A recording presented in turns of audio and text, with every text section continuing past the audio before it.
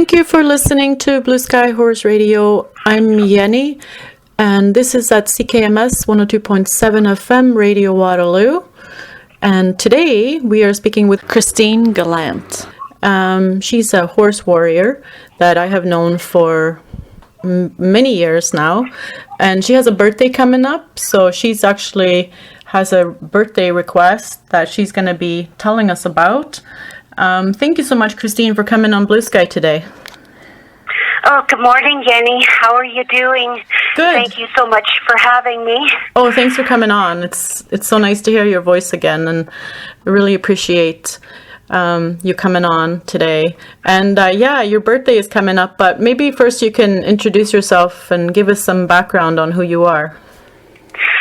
Yes, I'm Christine Gallant, and I've been doing horse advocacy for a number of years now, and I do a lot of writing, short stories, and I've gone in the past to auctions, to see what they're all about, and yeah, it's mind blowing. Some of the horses that come in there, they're injured and pregnant mares, and like the last one I was at, there was like babies, a whole pen full of little weanlings, and then there was yearlings, and like everything from young to old. It all ends up at the auction. Injured horses, everything, pregnant mares. It's terrible. Yeah. It really makes you wonder, there's so much overbreeding that's going on here. It's just awful. There needs to be something done about that. Some regulations as to how many horses you can have. They're just basically like bred and born to die.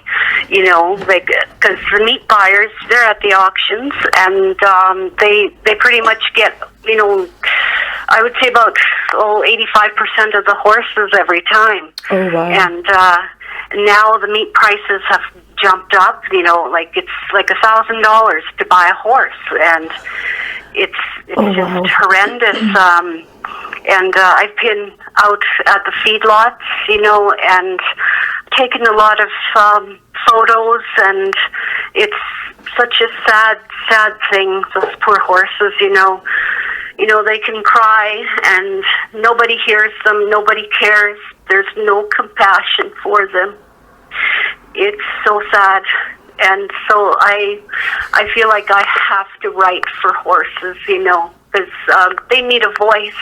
Mm-hmm. And yeah, I try really hard to be a voice for them. Yeah. Because I just have to do something. I can't be quiet,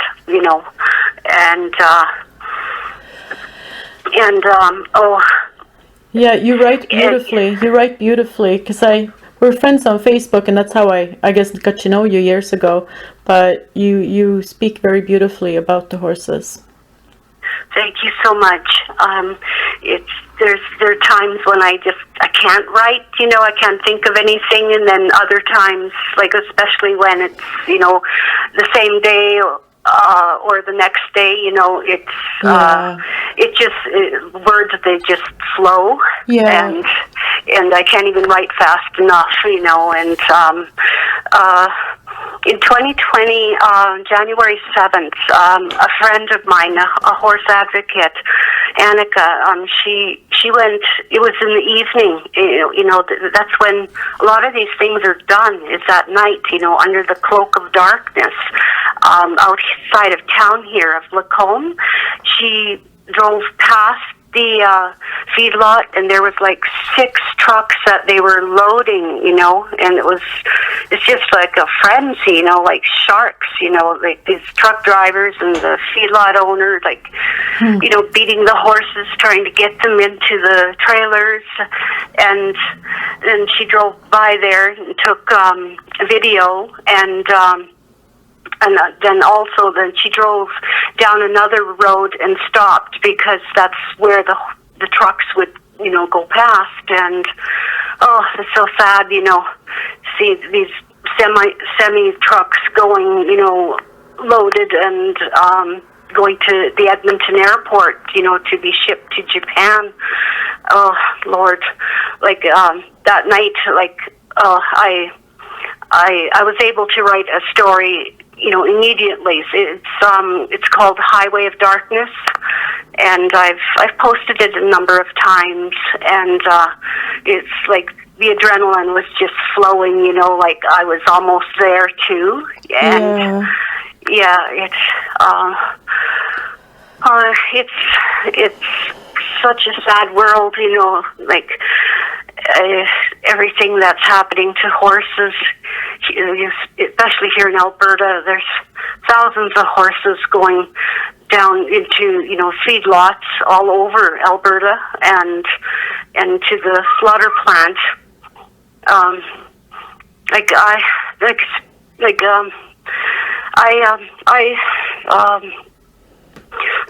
don't people in Fort Macleod, it's such a small town too, and I know that plant is the main employer there, and people have to work. They got to feed their families, and so I don't condemn these people. I wish that town had more job opportunities. More big stores or something.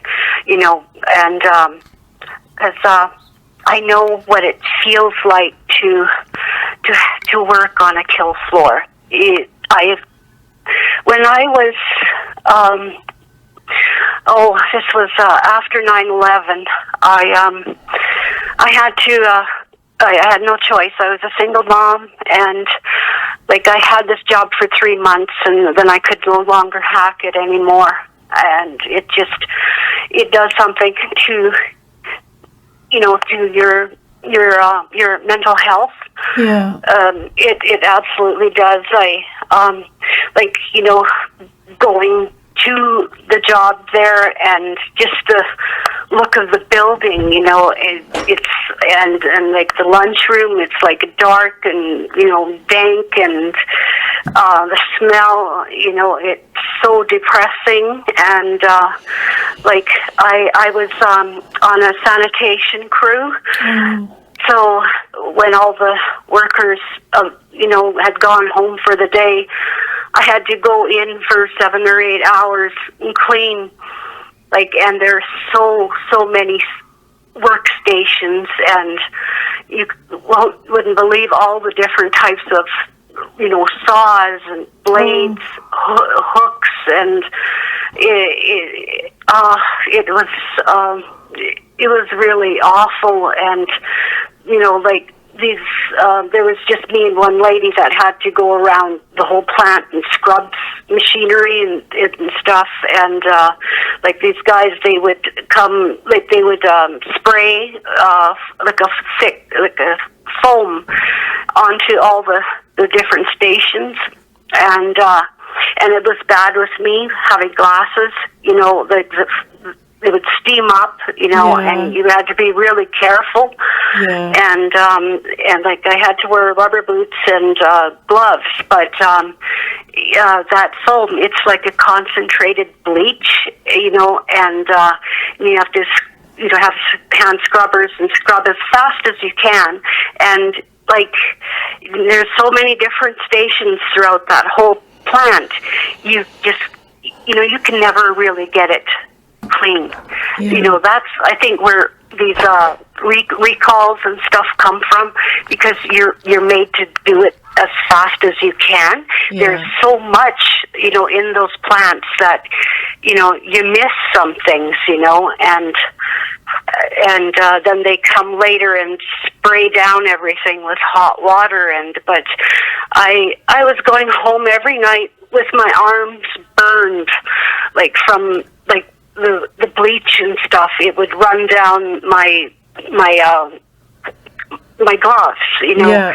they tried to give me other gloves that would go up past my elbows, but still, you know, Wow. it just runs down, and it was absolutely depressing. You know, when I went home, like it's that.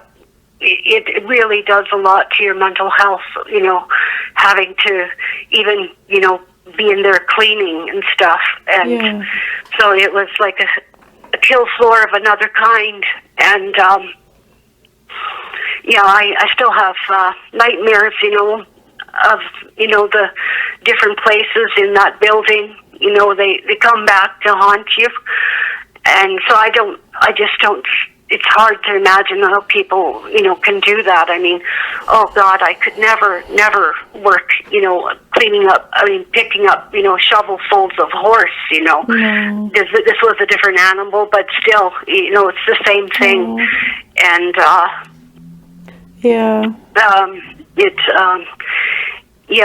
it does a lot, like, to your mindset, and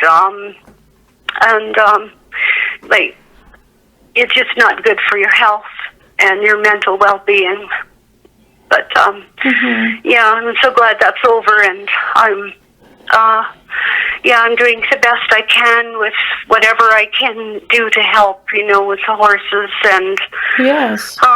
You do a lot. You do a lot. And I know you via Catherine Betts and Canadian Wild Horses, CWH, and you're native as well. So did you want to talk a bit about that?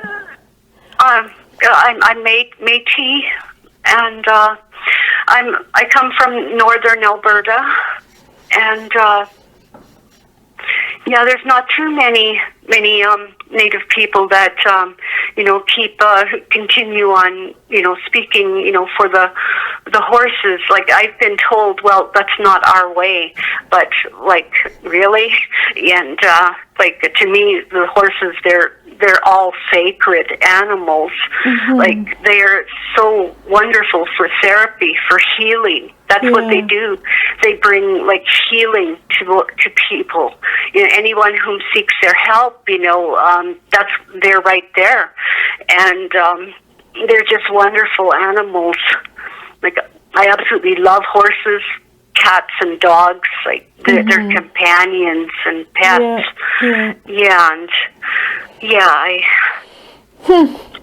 And, well, your birthday is coming up on the 20th of April, and you wanted to do a birthday fundraiser for Humanity for Horses. Oh, yes. I put it on my own timeline, and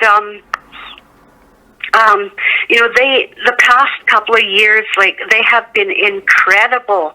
I've seen, you know, everything that they're doing. Like, my goodness, like, the amount of horses that they have, and I know their buyer personally. She's a beautiful lady, and like, she has bought so many horses at all these different auctions here in central Alberta, and the Humanity for Horses, Rebecca, like, she's found, you know, the most wonderful homes for them in BC.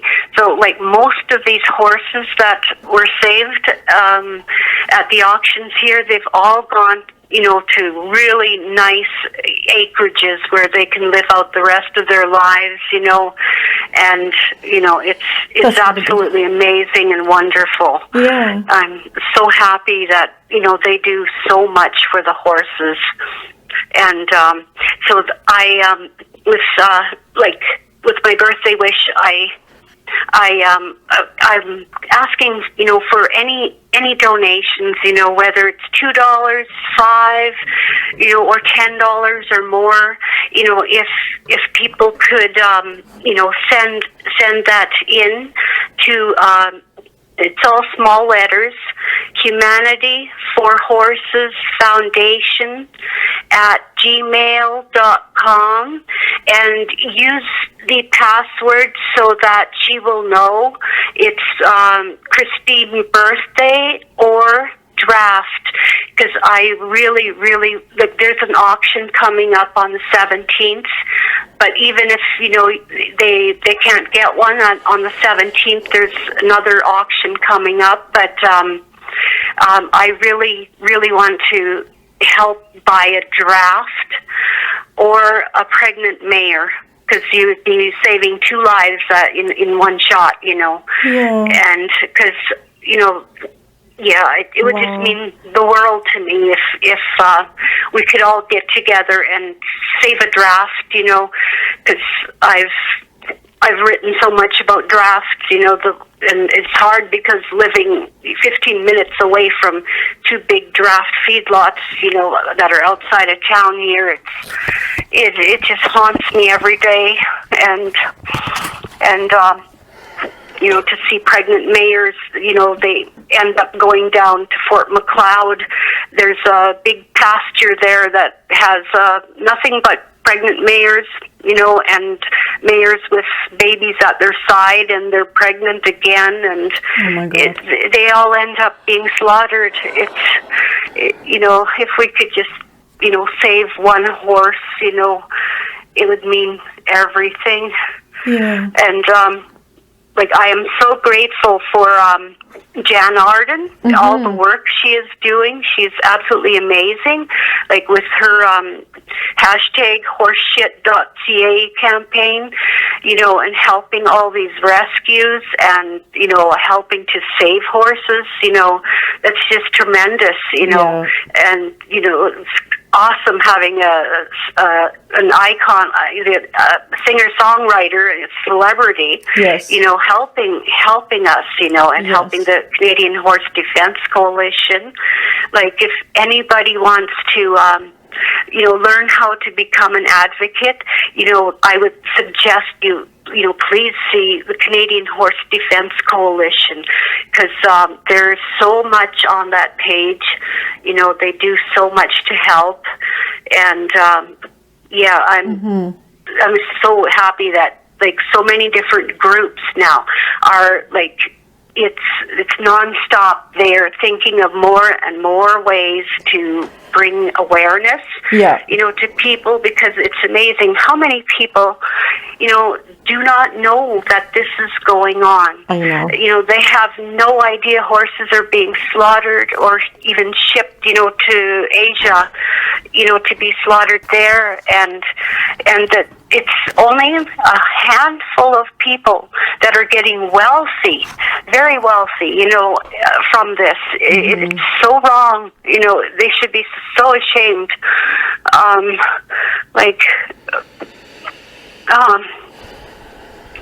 Yeah, it's absolutely heartbreaking industry to be aware of, and so much horses deserve so much better. Yes, they do. Yes, yeah, they deserve a nice home, and they should never ever go to slaughter. One horse is far too many, and these feedlots are filled with thousands and thousands of horses. The overbreeding, it just has to stop. It's totally horrendous. It needs to stop. But this is the first time we've ever done a birthday wish on Blue Sky, but I'm so thankful, for being, talking with you today, and this is huge. It would be a huge thing if we can save one horse, this month, and that would just be amazing, I am. So it's you already have the donations can already be sent, and when do you close the campaign? April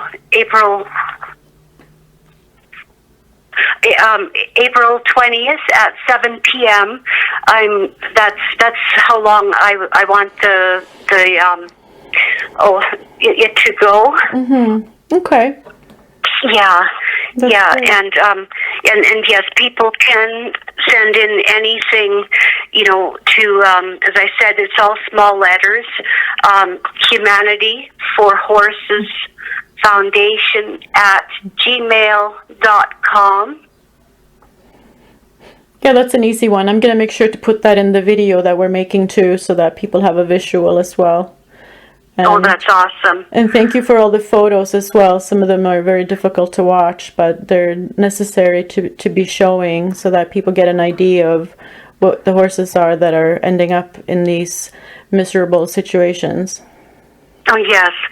It's really sad to see that, going to an auction and seeing injured horses there, and Yeah. it's just so wrong. And these people, auctions are enabling all of this. People that dump off horses that are injured and starved or overgrown hooves. Where the heck is the SPCA? Someone should be there at each auction and see what's being dumped off. And the previous owners should be getting, fined and, banned from even ever owning a horse. Yes. How can they do that? And then these auctions, they should be, heavily fined, because, they just enable all of this cruelty and abuse. It's never going to stop. And, it's just, I don't know, it's absolutely awful what's going on here. Mm-hmm. Well, thank you for your birthday wish, and I really hope that people will be able to share a little bit of money with for donations, and that a horse will be rescued on behalf of you, because that would be really amazing. Thank you so very much for having me today, Yenny. Oh, thank you. And thank you to Catherine Betts as well, because Catherine Betts is always... she's always involved in Blue Sky Horse Radio as well. And actually, Christine and myself and Catherine, we also are Canadian Wild Horses. So this is all advocacy for horses. And it's really nice to have gotten to know everyone, including yourself, Christine. And we will keep doing what we're doing. And thanks again for listening to Blue Sky Horse Radio at CKMS 102.7 FM Radio Waterloo.